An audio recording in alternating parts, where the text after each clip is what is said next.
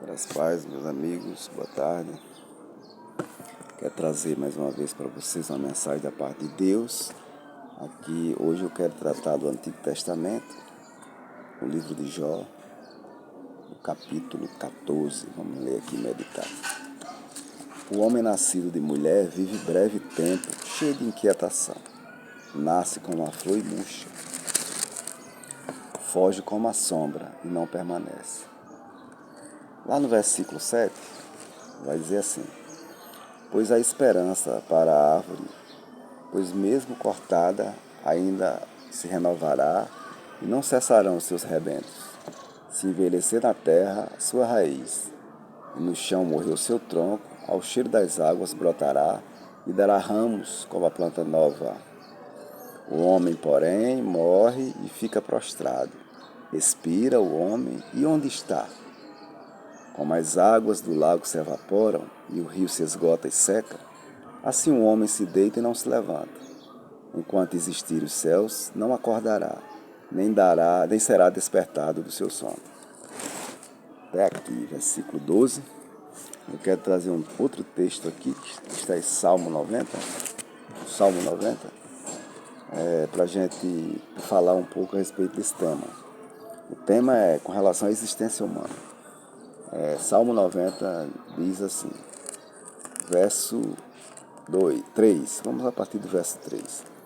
Tu reduzes o homem ao pó e dizes, tornai filhos do homem. Pois 1000 anos aos teus olhos são como um dia de ontem que se foi, e como a vigília da noite.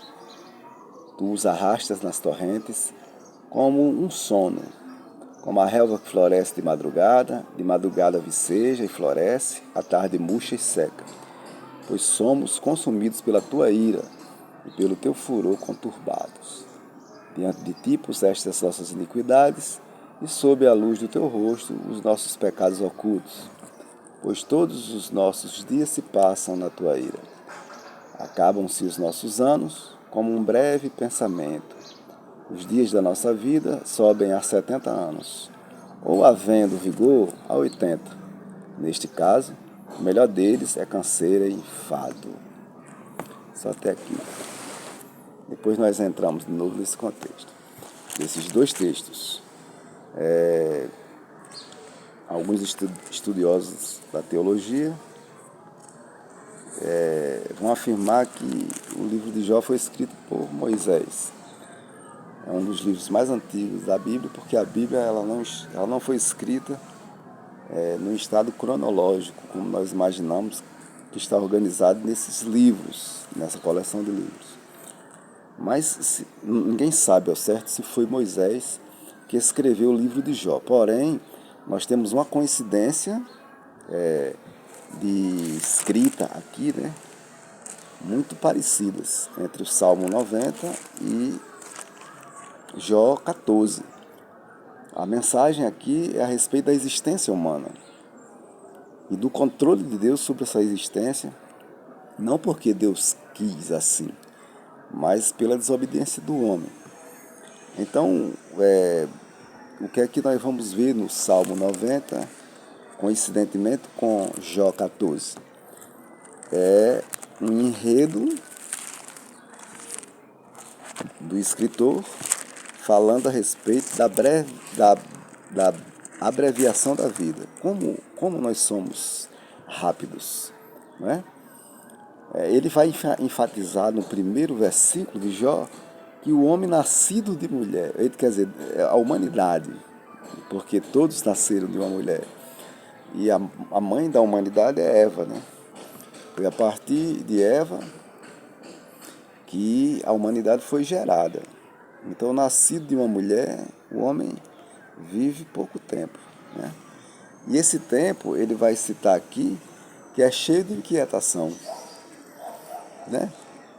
Depois ele vai dizer que vai nos comparar a uma flor que nasce, está em vigor, em pleno vigor, é muito bonita, traz a sua beleza, né? Sua maravilha, se mostra ao povo, ao mundo, mas no fundo, quando menos se espera, ela passa, seca, perde seu brilho seca, murcha e ficou esquecida do tempo, né? Fica apenas na memória por um tempo.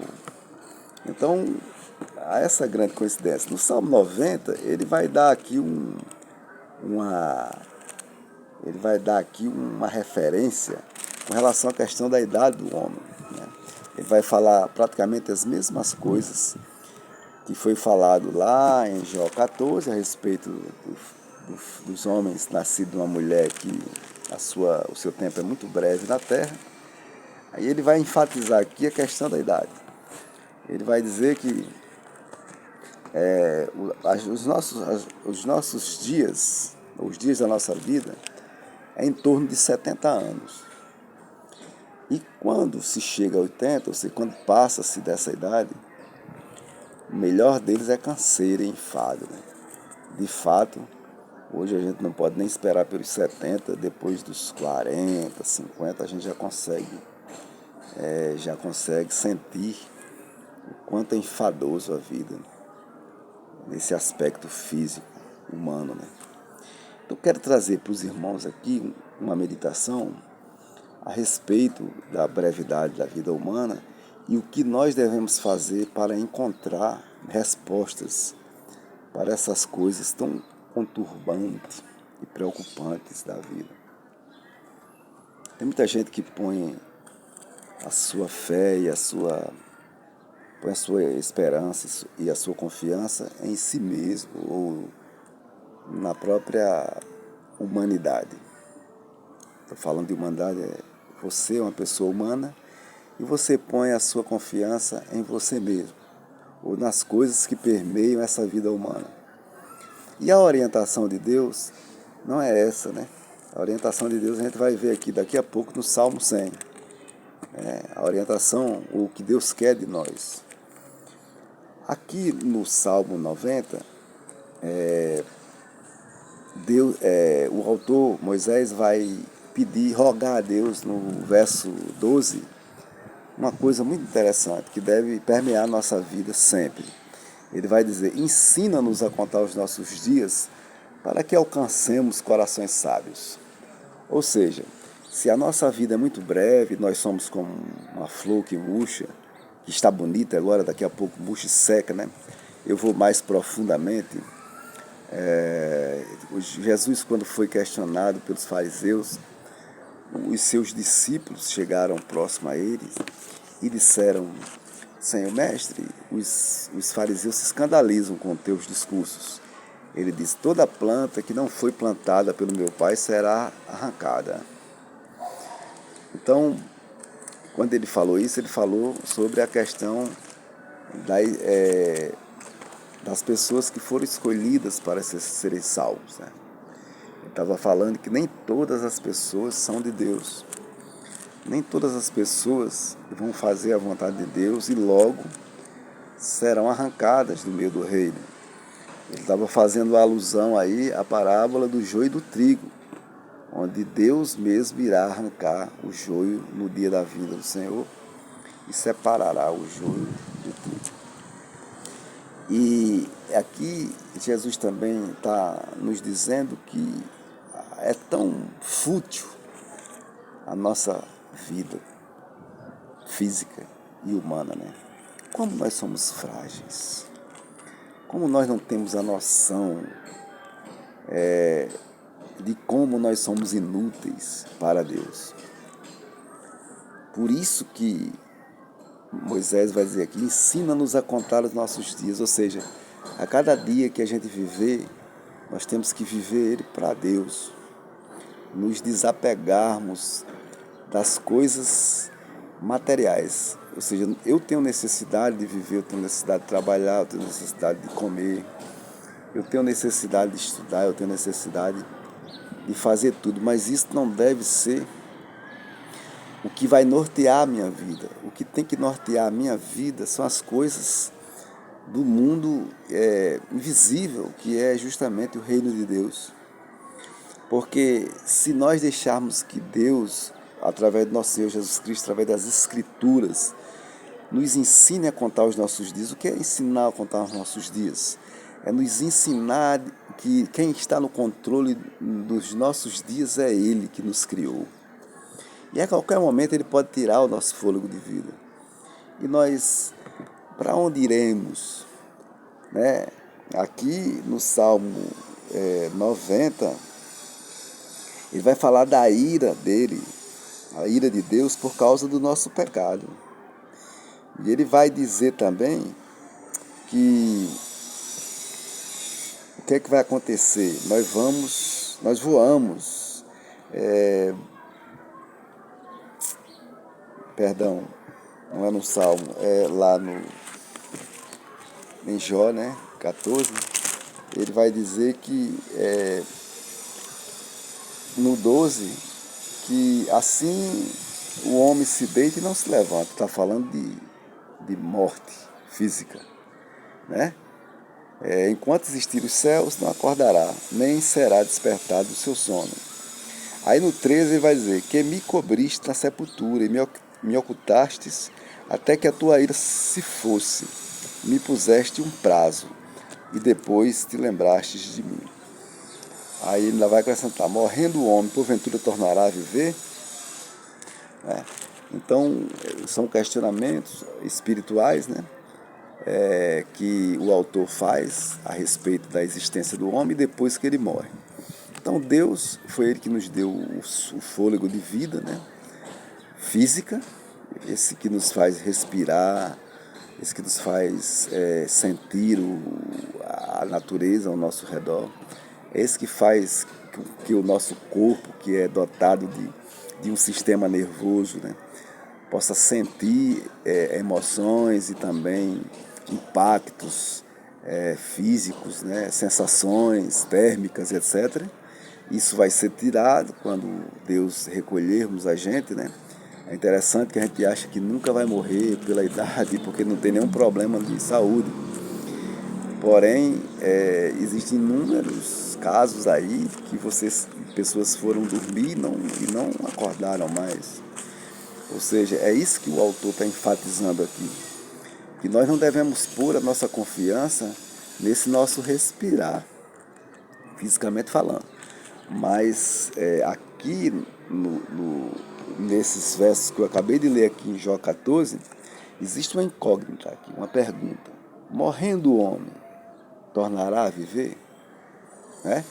Assim como ele diz que para a árvore, a esperança, quando ela é cortada, se a raiz dela apodrecer, se o tronco dela secar, ao cheiro das águas ela vai brotar de novo. Você pode observar. Às vezes as pessoas cortam uma árvore e a gente imagina que ela morreu, mas ela fica ali e até com o próprio orvalho ela brota de novo. Mas para o homem não é assim, né? Se ele for cortado, ele morre. E ele não vai ressuscitar com uma força da natureza. Mas ele faz uma pergunta aqui. Será que poderá esse homem tornar a viver? A resposta é sim. Só que não é fisicamente. Um homem torna a viver quando ele passa a crer em Jesus Cristo na sua morte substitutiva. Porque, na verdade, o homem, ele nasce morto para Deus. A Bíblia nos diz que a humanidade é filho da ira de Deus. E quando Deus ordenou a Adão que não comesse do fruto da árvore do conhecimento do bem e do mal, porque certamente morreria, isso não foi uma história alegórica. Deus está dizendo que haveria uma morte, e ela seria mais profunda do que a morte física. A morte física se deu por causa da desobediência, mas com ela também veio a morte eterna, que está escrita em Apocalipse, que é a segunda morte. A morte onde a alma, que é o homem, né? O homem é alma vivente. O homem não é físico. O que nós temos de físico é apenas o corpo, a matéria, que é a casa da alma eterna.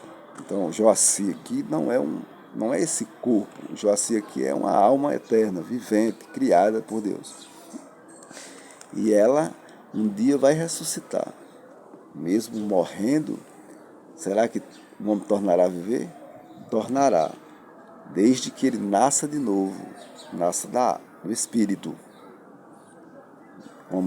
Como Jesus disse a Nicodemos lá em João 3. É como se ele estivesse fazendo essa mesma pergunta que o autor aqui do livro de Jó está fazendo. Tornará o homem a viver? Nicodemos também fez. Como é que o homem volta a viver, né? Sendo velho. Então é preciso que a gente nasça de novo. Nascer de novo é entender que nós somos realmente essa árvore, essa flor que murcha. E nós depositemos toda a nossa confiança no nosso Deus, a ponto de entregarmos a nossa vida a Ele por meio de Jesus Cristo. Então, entregar a vida a Deus por meio de Cristo. Cristo foi o único autorizado a nos livrar da morte eterna, a aplacar a ira de Deus com a sua morte. E qual é o segredo aí? O segredo é que creamos nele. Não há nenhuma uma exigência além dessa. Você tem que crer e cumprir o que Jesus mandou que fosse cumprido. E para que você possa fazer essas duas etapas, precisa que você tenha conhecimento da Bíblia. Os 4 evangelhos, que é justamente a história de vida de Cristo aqui na Terra, você, ao ler a Bíblia, os 4 evangelhos que falam da vida de Cristo, você vai perceber e entender o que é que Cristo quer de você, em todo o seu discurso aqui. Aí a gente vai ter outro aparato bíblico a respeito do que Cristo pregou, que é exatamente a explanação do Evangelho. Está nas cartas escritas pelos outros autores do Novo Testamento, principalmente nas cartas de Paulo. 9 cartas que Paulo escreveu, e elas vão nos orientar como viver essa nova vida em Cristo Jesus. Como ser salvos da ira de Deus. Como é que nós vamos entregar a nossa causa, que é uma causa de condenação, porque todo homem já nasceu pecador e o pecado o salário do pecado é a morte, diz na carta aos Romanos 6:23. E nós vamos descobrir, lendo, folheando as Escrituras, o que é que nos faz viver de novo. Então, qual é a vontade de Deus, já que a Bíblia aqui, nesses 2 textos, falam que nós somos como a flor que hoje está florescendo e é bonita e tem muito vigor, mas amanhã seca e é lançada ao fogo, alguns, né, e murcha. Então, aqui no Salmo 100, nós vamos constatar o que é que Deus nos apresenta para que façamos, para que mesmo padecendo a morte física, nós alcancemos a eternidade junto com Cristo, recebendo um corpo imortal, sem nenhum desses sentimentos que nós temos aqui, nessa vida secular, totalmente diferente, revestido de glória, né? Então vamos lá, ele vai aconselhar aqui, os salmos são os cânticos do povo de Israel, né? É como se fosse o inário das igrejas hoje. Então é assim, celebrai com júbilo ao Senhor toda a terra, servir ao Senhor com alegria. Olha aí, no primeiro e no segundo verso já está dizendo o que é que a gente tem que fazer, né? Apresentai-vos diante dele com cântico. Sabei que o Senhor é Deus. Ó, primeiro requisito. A gente tem que saber que o Senhor é Deus. O Senhor Jesus é Deus. Foi Ele quem nos fez. Olha aí, foi Ele quem nos fez. Foi Ele que nos criou. E dele nós somos. Olha aí.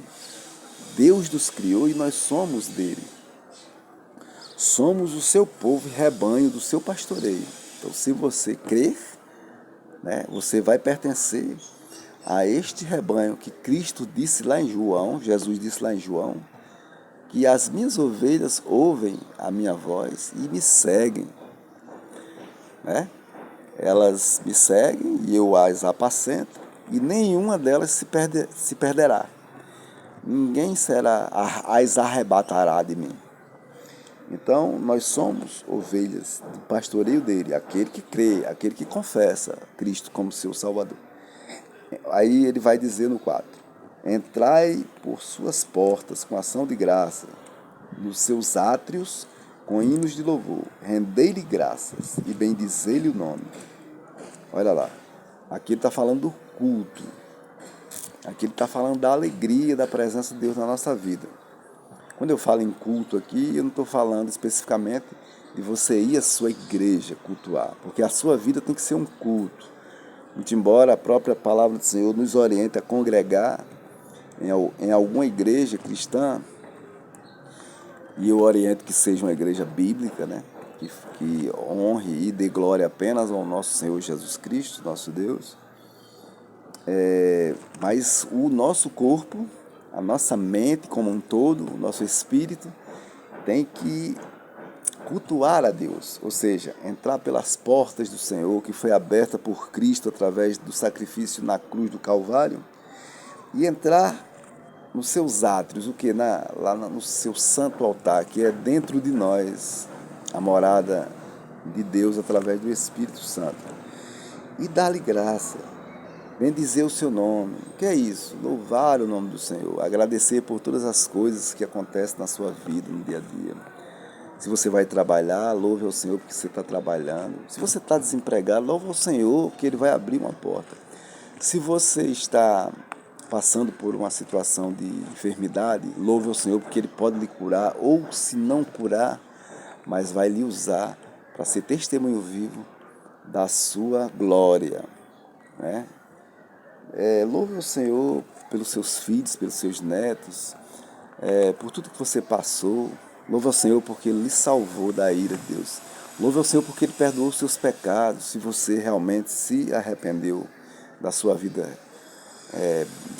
passada, cheia de conflitos contra Deus e da sua inimizade com Deus. Ele vai prosseguir dizendo, porque o Senhor é bom. Olha uma afirmação maravilhosa. Só o Senhor é bom. O próprio Jesus vai dizer, quando ele foi elogiado, né? Ele vai dizer, por que você me chama de bom? Só há um bom, o vosso Pai que está nos céus. Claro que Jesus é Deus, mas pelo fato de ele estar num corpo humano, no meio dos pecadores, ele não ia dizer, eu sou Deus, porque isso ia causar um conflito, mas ele disse, só o Senhor é bom. Então, o salmista vai repetir aqui, o Senhor é bom, e sua misericórdia dura para sempre, de geração em geração, e sua fidelidade, pronto. Então, por que o Senhor é bom? Porque Ele é misericordioso. O que é misericórdia? Misericórdia é uma palavra que advém de duas palavras, miséria e córdia. Miséria é o estado mais deplorável do homem, né? Quando você pensa na miséria de um homem, você pensa em alguém que não tem nada, está desprezado, está, por exemplo, escravo da dependência química, está jogado, dormindo debaixo de uma ponte, não tem o que comer, não tem assistência médica, não tem assistência até higiênica. Isso é um estado de miséria do homem e sua mente está conturbada. E córdia vem de coração, sentimento. Não é isso? Deus não tem esse sentimento humano, mas Deus é misericordioso porque Ele vê a nossa miséria como pecador e nos dá a oportunidade de sermos sarados, porque nós somos doentes espirituais. Então a misericórdia de Deus dura para sempre, de geração em geração. A sua fidelidade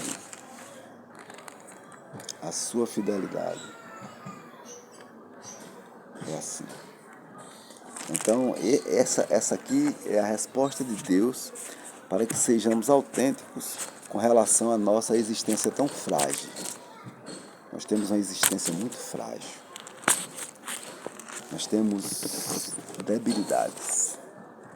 Nós temos situações físicas e de ordem intelectual muito fraca, né? Então, por sermos fracos, tanto fisicamente como espiritualmente, porque a todo tempo nós estamos ferindo a santidade de Deus através do pecado, Deus sempre nos quer resgatar. tirar a nossa natureza caída e colocar a natureza de Cristo em nós, nos quebrantando com o nosso coração, para que nos arrependamos de todas as coisas que praticamos e voltemos para Ele. Essa canção aqui que eu vou louvar um pedacinho fala de quem nós éramos e quem nós somos.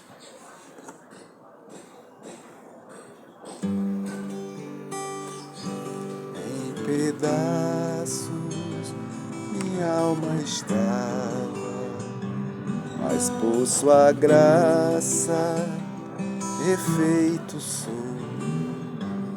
Sem nada em troca fui resgatado, me libertou,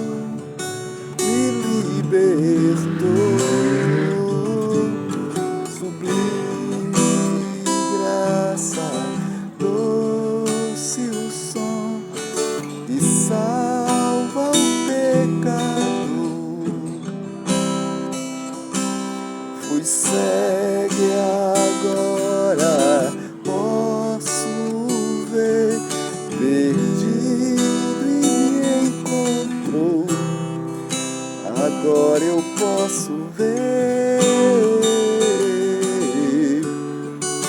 eu posso ver seus olhos de amor, para que eu possa viver sua vida a Ele entregou. Então Jesus entregou a sua vida para que a gente possa viver. Foi o que aconteceu ali no Calvário. Ele, ao morrer, ele disse: Pai, está tudo consumado. Ou seja, ele cumpriu a sentença que nós iríamos cumprir. Só que no inferno, só que no lago do fogo. Então Deus, pela sua misericórdia, ele desvia a sua ira de nós e lança no seu Filho na cruz, no Calvário, para que todo aquele que crê não seja condenado, mas tenha a vida eterna. Então, fechando com a mensagem geral, somos muito frágeis, somos necessitados de Deus. Deus não precisa de nós, mas nós precisamos dele. E ele abriu esse caminho. Jesus disse: eu sou o caminho, a verdade e a vida. Ninguém vai ao Pai ou vem ao Pai senão por mim. Então, o caminho de nós nos livrarmos de uma eternidade fora da presença de Deus, no lago que arde como fogo, é Jesus. Nós temos que deixar de achar que, por termos uma vida, respirarmos, termos as nossas posições econômicas, sociais, destaques, sermos bonitos, por exemplo, fisicamente falando, nós não necessitamos de Jesus, mas precisamos sim, porque a qualquer momento o dia de Cristo vem para você através da sua morte. E a Bíblia diz que depois da morte segue-se a juízo, não existe uma segunda chance. Depois que você morre, você vai estar no lugar que você escolheu, estar para toda a eternidade. Ainda há uma chance. Essa chance é Jesus. Por isso que ele deixou o céu, se tornou homem, sofreu tudo que nós sofremos e levou sobre si toda a nossa condenação lá no Calvário, na cruz do Calvário. Quem deixaria sua glória, sua majestade para fazer isso por mim, um miserável, pecador, ruim? Nós somos ruins. A Bíblia diz que a nossa intenção é derramar sangue. Está aqui no Salmo, no livro dos Salmos, e também lá na carta de Paulo aos Romanos. A nossa língua, a nossa boca é como uma serpente que quer condenar os outros pela própria língua. Então nós somos ruins, nosso coração é ruim e nós precisamos do socorro eterno em Cristo Jesus. Fique na paz do Senhor com essa mensagem e busque ler a palavra de Deus, busque uma igreja cristã e bíblica para congregar, arrependa-se de seus pecados, peça perdão a Deus, confesse o nome de Jesus como seu Salvador, para que no dia da sua vinda, que está muito próxima, você possa morar com Ele eternamente. Amém. Em nome do próprio Jesus.